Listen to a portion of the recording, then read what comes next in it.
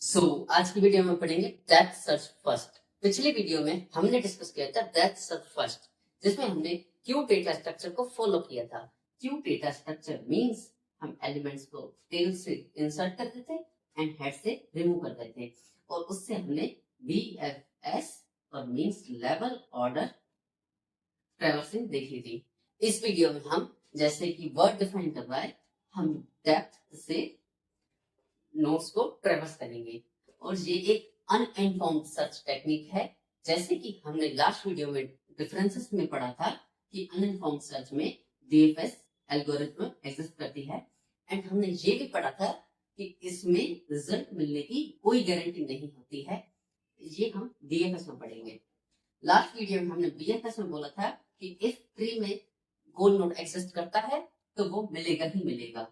इस वीडियो में हम बोल रहे हैं कि कोई गारंटी नहीं है, एक गोल नोड एग्जिस्ट करता है, मिल भी सकता है, नहीं भी मिल सकता। तो इस वीडियो में हम डीएफएस पढ़ेंगे। ये फॉलो करता है stack data structure. Means stack को आप कंटेनर से समझ सकते हैं। ये कंटेनर है, इसमें हमारे पास एलिमेंट है ए बी सी। तो स्टैक में सबसे पहले ये एंड तो बंद रहता है एंड ये एंड खुला रहता है। इसी से हम इंसर्ट एंड रिमूव करते हैं एलिमेंट्स को। इसको इंसर्ट करने को हम बोलते हैं पुश एंड रिमूव करने को बोलते हैं पॉप। मींस हम push and pop operation perform करते हैं स्टैक में। ओके, तो सबसे पहले हमारे पास तीन एलिमेंट्स हैं ए बी सी। सबसे पहले हम ए को पुश करेंगे, push A, push B, push C. हमारा पुश का सीक्वेंस क्या है? A B C. तो ये एंड तो बंद है, तो हम पॉप पे इसी से करेंगे। तो हमारा पॉप का सीक्वेंस क्या होगा? C then B then A. Push का सीक्वेंस क्या है? A B C. पॉप का सीक्वेंस क्या है? C B A. ये हो गया स्टेप। नाउ हम अपने एल्गोरिथम पे आते हैं, डेप्थ सर्च फर्स्ट। इसमें हमारे पास प्रेजेंट नोड इंफॉर्मेशन होती है, no domain level information. Suppose करो मैंने एक ट्री बनाया ए बी, उसके बाद इसके चाइल्ड नोड सी डी, उसके बाद इसके चाइल्ड नोड ई, उसके बाद इसके चाइल्ड नोड एफ, उसके बाद इसका चाइल्ड नोड जी। स्टार्ट गोल। अब इस ट्री में हमें स्टार्ट इधर से करना है, गोल नोड जी है। जब हम यहाँ पे हैं, स्टार्ट नोड पे हैं, हमारे पास सिर्फ ए और बी जाने का रास्ता है।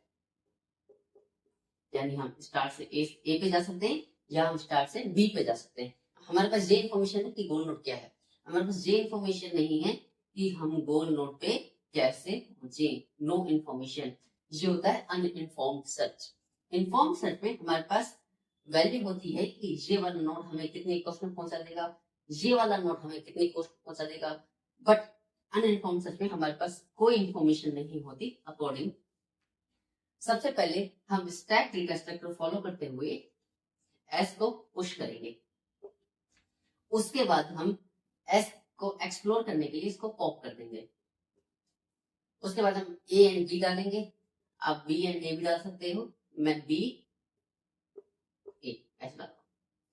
उसके बाद हम ए को एक्सप्लोर करने के लिए इसको पॉप कर देंगे। तो बी, उसके बाद डी सी। उसके बाद हम सी को एक्सप्लोर करेंगे, नो चाइल्ड नोड। बी को एक्सप्लोर करेंगे, नो चाइल्ड नोड। बी को एक्सप्लोर करेंगे, चाइल्ड नोड।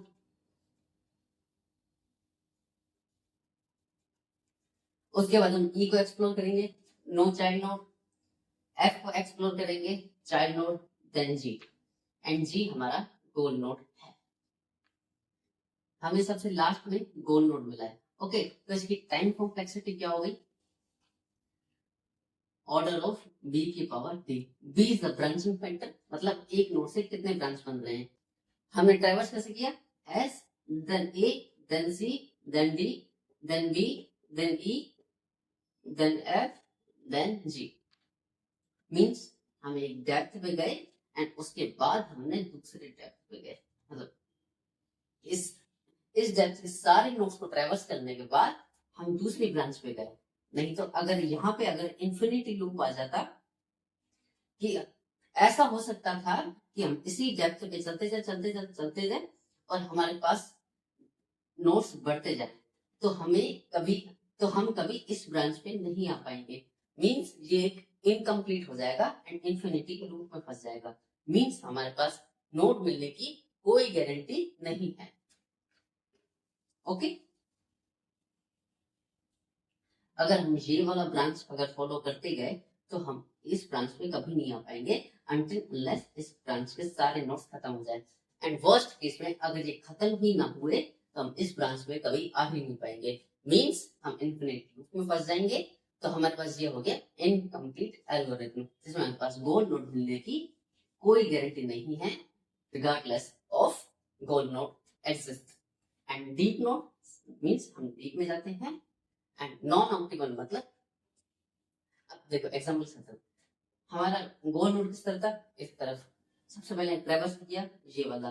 मींस अगर हम ये वाला पाथ फॉलो करते तो हम कम समय पे गोल नोड पे पहुंच सकते थे, लेकिन हमने ये वाला किया। मींस हमारे पास कोई इंफॉर्मेशन नहीं थी कि हम इस वाले रास्ते पे चले, इसलिए हमने ये वाला किया। मींस हमारे पास टाइम कॉम्प्लेक्सिटी ऑब्वियसली ज्यादा है। मींस हमारे पास ऑप्टिमल रिजल्ट नहीं है कि सबसे कम समय में हम गोल नोड पे पहुंच जाएंगे। ओके, एंड वर्स्ट केस में हम सबसे लास्ट में गोल नोड पे पहुंचेंगे।